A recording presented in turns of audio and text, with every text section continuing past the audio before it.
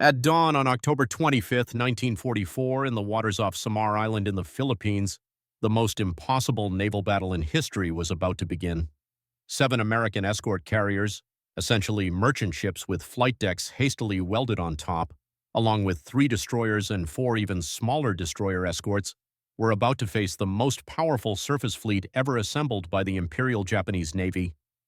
Leading that armada was the Yamato, the largest battleship ever built, whose 18-inch guns could hurl projectiles weighing as much as a small car. The Americans were so outgunned that their 5-inch shells literally could not penetrate the armor on Yamato's cooking pots. What happened next would be called by Admiral Chester Nimitz one of the most gallant and heroic acts in the history of the United States Navy. But in those first moments, as Japanese pagoda masts appeared on the horizon like vengeful ghosts, it looked like nothing short of a massacre. This is the story of the Battle off Samar, the story of Commander Ernest Evans, a Cherokee officer who would charge a battleship in a destroyer. The story of sailors who had every reason to run, but instead turned their ships towards certain death. And the story of a mystery that haunts naval historians to this day. Why did the Japanese, on the verge of total victory, turn around and sail away? To understand how this impossible confrontation came to be, we must first understand the broader American invasion of the Philippines in October 1944. General Douglas MacArthur had promised to return, and now with hundreds of thousands of troops landing on Leyte Island, he was making good on that vow. But the Imperial Japanese Navy had other plans. The Japanese had devised a desperate operation called Shogo, or Victory Plan. Unable to match American naval power directly, they opted for deception. The plan called for Admiral Ozawa's northern force, containing Japan's remaining aircraft carriers, to act as bait, luring Admiral Halsey's powerful Third Fleet away from Leyte Gulf. With Halsey gone, 2 Japanese surface forces would converge on the landing beaches and annihilate the invasion fleet. It was a plan born of desperation. Japan was losing the war. American submarines and aircraft had decimated the Imperial Navy. But if Shogo succeeded, if they could destroy MacArthur's beachhead and the hundreds of vulnerable transports in Leyte Gulf, they might buy enough time to negotiate a peace on more favorable terms. On the morning of October 24th, the plan began to unfold. Admiral Kurita's center force entered the Sibuyan Sea, heading for the San Bernardino Strait. American carrier aircraft found them and attacked relentlessly. The super battleship Musashi, Yamato's sister ship, absorbed 19 torpedoes and 17 bombs before finally sinking. At dusk, American pilots reported that Kurita had turned around and was retreating. Admiral William Halsey faced a decision. Reconnaissance aircraft had located Ozawa's carrier force to the north. Those carriers represented the last offensive striking power of the Japanese Navy. And hadn't his pilots reported that Kurita was retreating? Surely the center force was no longer a threat. Halsey took the bait. That night, he steamed north with every fast battleship, every fleet carrier, every heavy cruiser under his command. The San Bernardino Strait lay open and unguarded. Task Unit 3.4.3, radio call sign Taffy 3, had no idea what was coming. Under Rear Admiral Clifton Sprague, this small group of 6 escort carriers and 7 escorts was not designed for surface combat. The escort carriers were slow, thinly armored, and carried small air groups intended for anti-submarine patrols and close air support. The destroyers were the Fletcher-class Johnston, Hoel and Heermann. The destroyer escorts, Dennis, John C. Butler, Raymond, and Samuel B. Roberts, were even smaller, nicknamed tin cans because their hulls were so thin. Commander Ernest Edwin Evans, captain of USS Johnston, was not a typical naval officer. Part Cherokee, he had worked his way up through the ranks. When he took command of Johnston in October 1943, he gathered his crew and told them, "This is going to be a fighting ship. I intend to go in harm's way, and anyone who doesn't want to go along had better get off right now." No one got off. Evans was beloved by his crew, a captain who knew every man's name. He was also aggressive to the point of recklessness, exactly the kind of officer you wanted in a destroyer, and exactly the kind who might do something completely insane when the situation called for it. On the morning of October 25th, Johnston and her sisters were escorting Taffy 3's escort carriers. The sea was calm. Dawn had broken clear. Then, at 6:45, a lookout spotted something on the horizon. pagoda-style masts, lots of them. It took several minutes for anyone to believe what they were seeing, but the radar returns didn't lie. 4 battleships, 6 heavy cruisers, 2 light cruisers, 11 destroyers, the entire Japanese center force had slipped through San Bernardino Strait in the darkness and was now bearing down on Taffy 3 at flank speed. Admiral Sprague stared at the impossible sight through his binoculars. His escort carriers could make maybe 17 knots. Kurita's battleships could do 30. His 5-inch guns had a maximum range of about 10 miles. The Japanese 18-inch guns could reach out over 25 miles. He did the only thing he could do. He ordered his carriers to turn east and make smoke. He ordered his destroyers to lay down a smoke screen, and he radioed for help in the clear. Enemy surface force of 4 battleships and 7 cruisers and 11 destroyers sighted 20 miles northwest of my task group and closing at 30 knots. But help was hours away. Halsey's fast battleships were over 300 miles to the north. No one was coming to save Taffy 3. At 6:57, the Japanese opened fire. The first salvos fell short, throwing up towering columns of water. But the ranging shots were getting closer. Admiral Kurita could hardly believe his luck. He had expected to face Halsey's fleet carriers and fast battleships. Instead, he had stumbled upon defenseless escort carriers. He ordered general attack. Aboard Johnston, Commander Evans watched the shell splashes walk closer to the escort carriers. He knew what he had to do. Without waiting for orders, without consulting with Admiral Sprague or the other destroyer captains, he turned Johnston directly toward the Japanese fleet, alone, against 4 battleships, 6 heavy cruisers, 2 light cruisers, and 11 destroyers. His executive officer stared at him. "Captain, are we making a torpedo run?" Evans never took his eyes off the enemy. "Commence firing." What Evans did next violated every principle of naval tactics. A single destroyer charging alone into the teeth of an entire fleet was suicide. But Evans understood something the tactical manuals didn't teach. Sometimes in the chaos of battle, audacity was the only weapon you had left. Johnston surged forward, her engines straining for flank speed.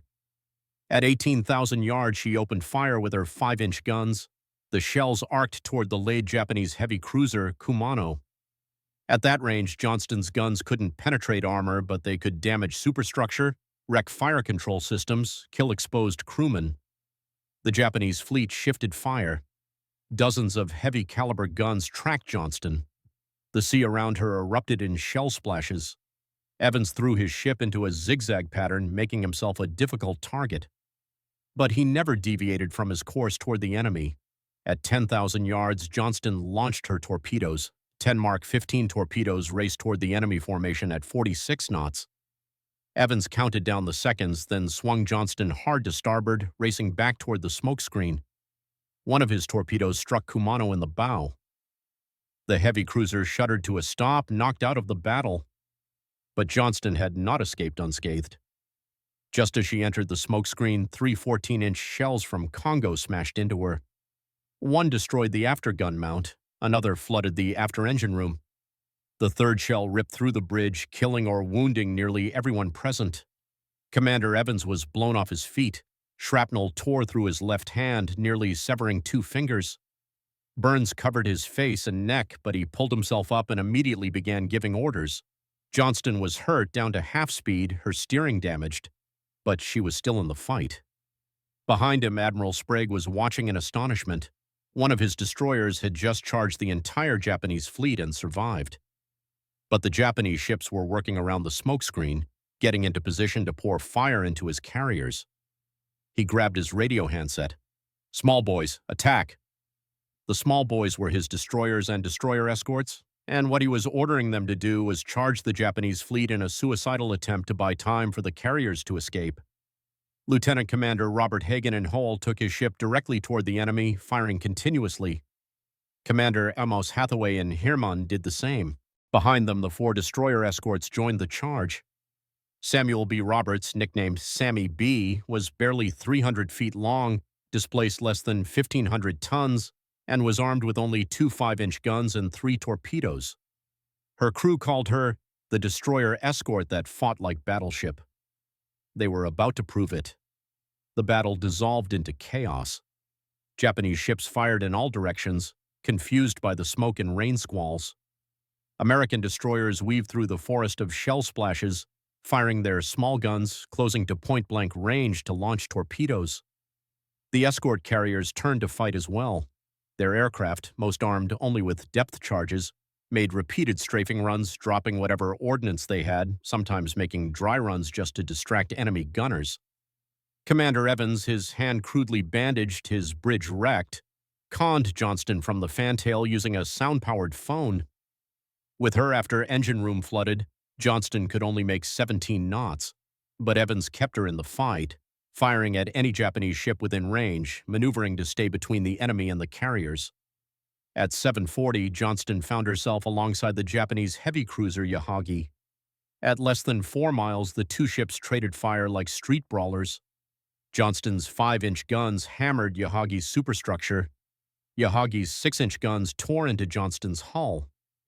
Both ships staggered under the punishment, but neither would break off. Then Johnston spotted something that made even Evans' blood run cold. The battleship Congo was maneuvering to fire on the escort carrier Gambier Bay. Evans didn't hesitate. He turned Johnston directly toward Congo and opened fire, his tiny 5-inch shells bouncing off the battleship's armor, but forcing Congo's captain to shift his attention. It bought Gambier Bay a few more minutes, but it sealed Johnston's fate. 3 Japanese destroyers, fresh and undamaged, closed in on Johnston. Without smoke to hide in, without the speed to escape, Johnston could only fight.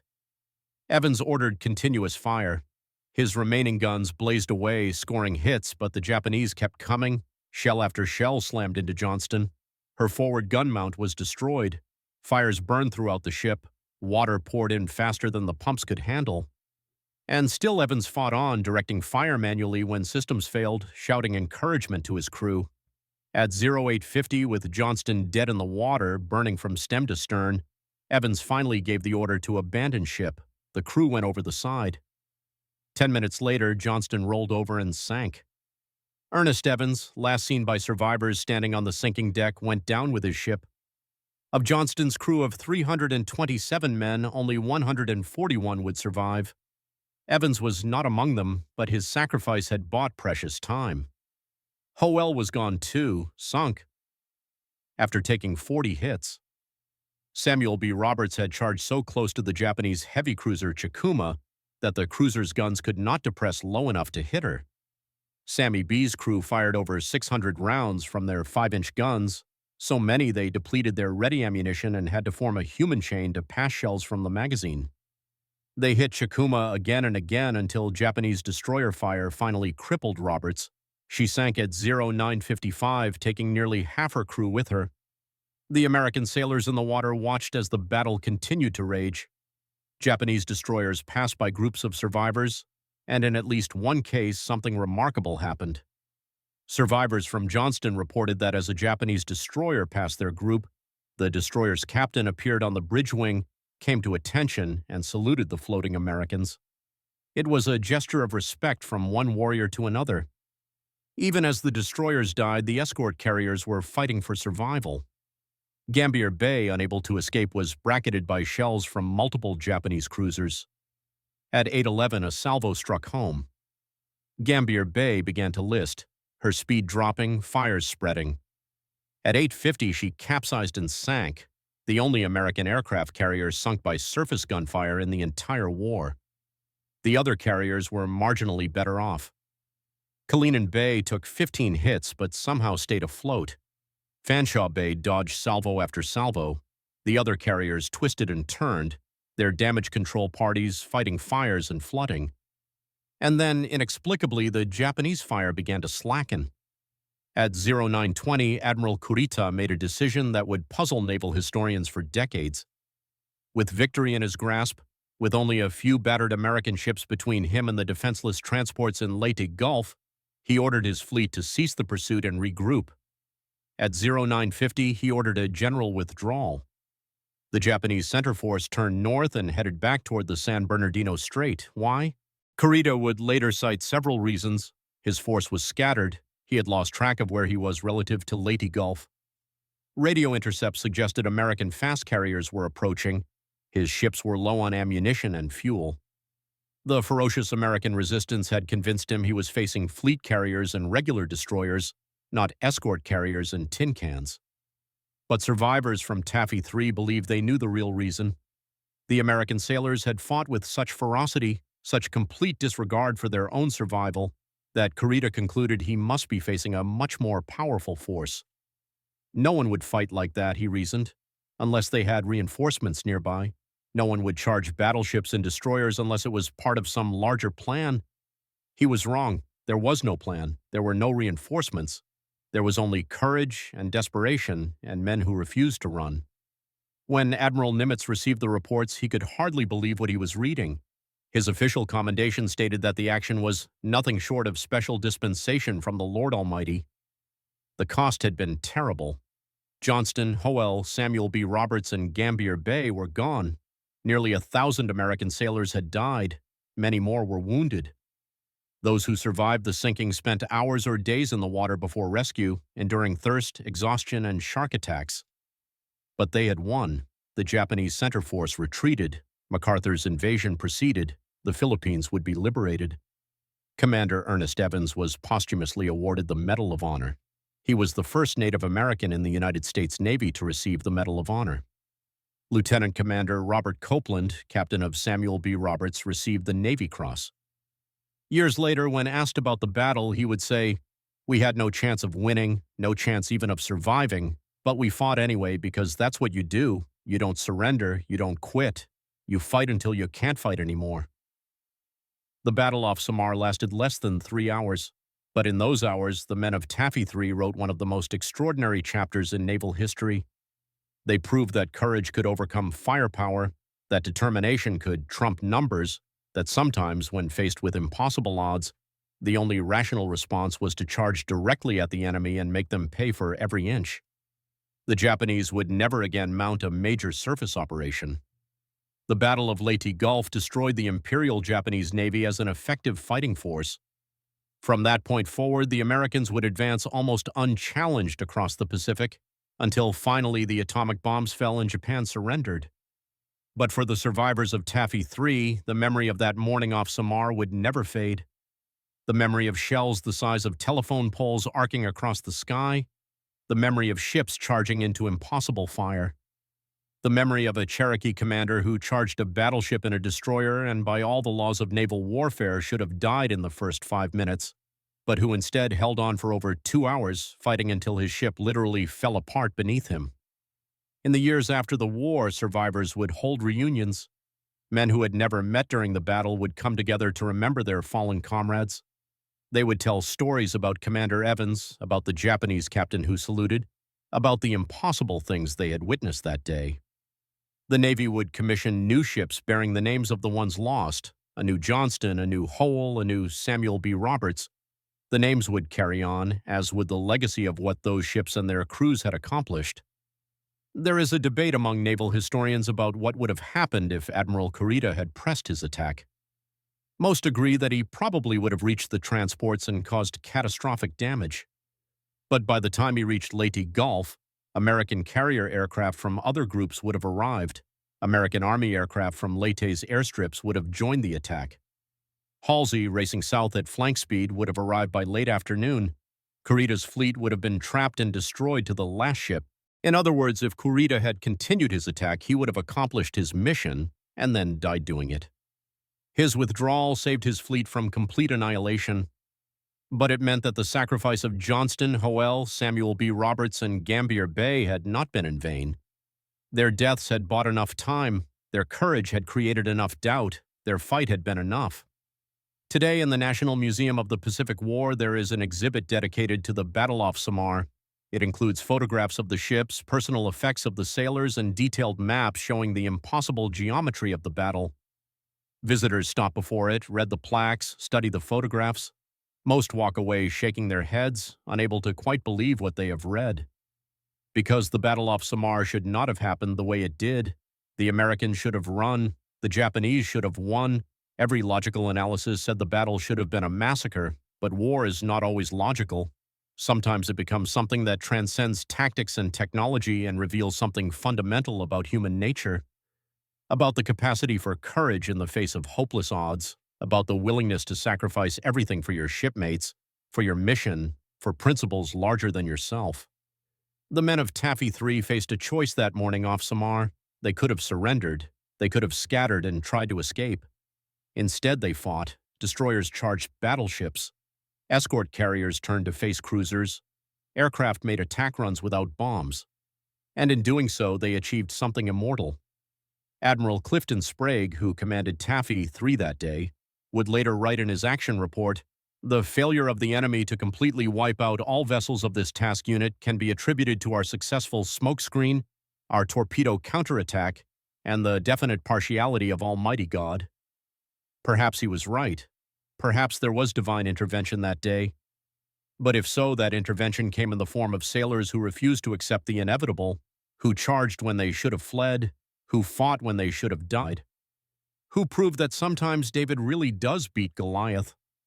And in the end, that is the true legacy of the Battle of Samar. Not the tactics or the technology or the strategic implications, but the simple, powerful truth that courage matters, that determination matters, that sometimes the only thing standing between defeat and victory is the willingness of ordinary men to do extraordinary things. The tin can sailors knew this. Commander Evans knew this. And on that October morning in 1944, they proved it to the world.